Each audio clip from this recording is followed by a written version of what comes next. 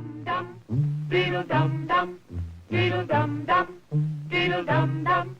There was a turtle by the name of Bert, and Bert the turtle was very alert. When danger threatened him, he never got hurt. He knew just what to do. He ducked and covered, ducked and covered. He did what we all must learn to do. You and you and you and you, duck and cover. Be sure and remember what Bert the Turtle just did, friends, because every one of us must remember to do the same thing. I mean, can you imagine when Site 5 blew up, the last of the three that blew up in March of '64? I mean, it had to be something. Here the missile is. It's up and locked. It goes through its propellant loading exercise. It does a simulated launch. The general is leaving, is going out the access road back to Walker. And they can't get the missile down. Damn. Can't get it. Okay? And then on top of it, then one of the crew members, Gene Lamb is his name. I don't know if Gene's alive. He runs out, and there's a little hill on the road about a half a mile, maybe 3/4 of a mile from the site, going east. And he's told to get out there and stop traffic. So in case there's any problem when the missile blows up, it's not going to take the cars out on the highway, because let's face it, the sites are anywhere from normally 1,000 to 1,400 feet off the road. Right. Right. And so he's out there blocking traffic, and he's turned around looking at the missile. And he's telling me, he goes, Gary, it's the prettiest thing you've ever seen. And he goes, then all of a sudden it blew. It just looked like it swelled up like a balloon and then blew up and nearly put him on his tail. Damn. Knocked him off with that kind of force. And Phil Moore, that was the deputy combat crew commander at Site 2 when it blew up. And Phil will tell you the story. Phil would tell me the story that,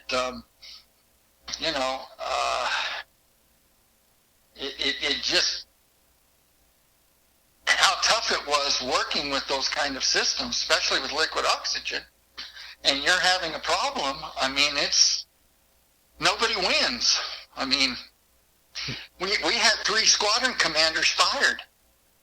I mean, you can forget the end of your Air Force career. Definitely. It's basically over. I mean, to be said, though, you had a handful of 72 explode. So what do you have, 65, 60, 67, 68? Well, that's it. I mean, if you looked at the percentages, everybody, I got a kick out of this, but if you really look closely at the numbers, a lot of the squadrons, they got around performing live propellant loading exercises, LXs, without liquid oxygen.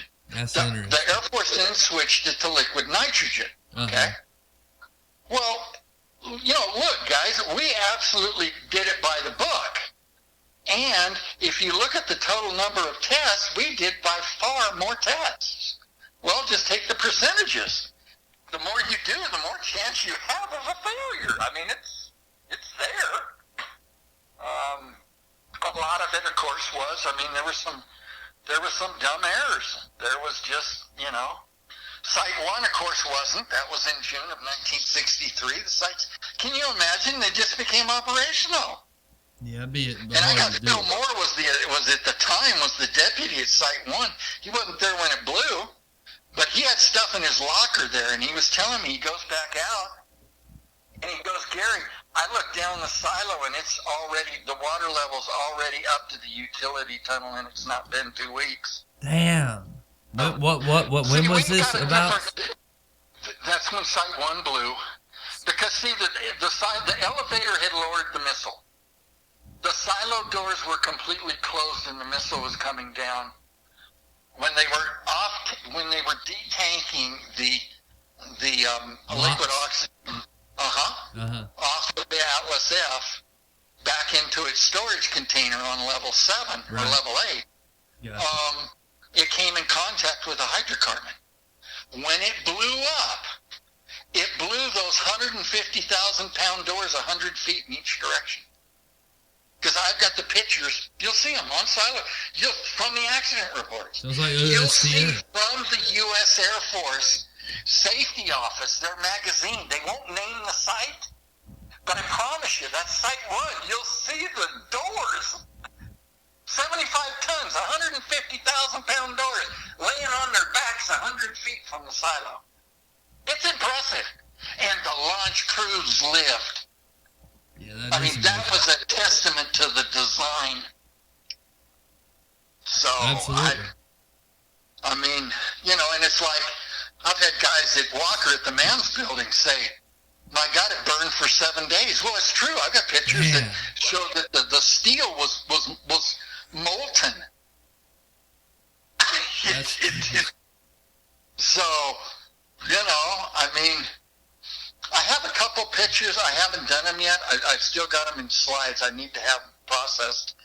And of Site 1, they were taken from the fence. And that would be awesome. I hear about Larry that owns lawn in Texas, and he claims the blast doors are manganese. They're manganese. That's true.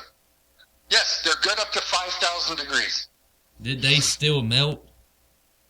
Oh, they will. A nuclear weapon is greater on detonation than 5,000 degrees. So how about when you said the doors melted in that Atlas explosion in Roswell? Were those on the utility tunnel side? Yeah, but they didn't. They held. Oh, okay. They never. All of the doors held. Sorry, I All misunderstood. 3 of our accidents, Bryce, all 3 of them held. But it is true. Those are manganese. But I beg to differ on his weights. He's given them an extra weight, and they're not. They're 4,000 pounds manganese doors. He also said it was a 30 megaton weapon, but he probably just missed his facts. The only thing in them, those were Mark IVs. Yeah. They were 4 megatons. Yeah. That's the biggest the Atlas carried.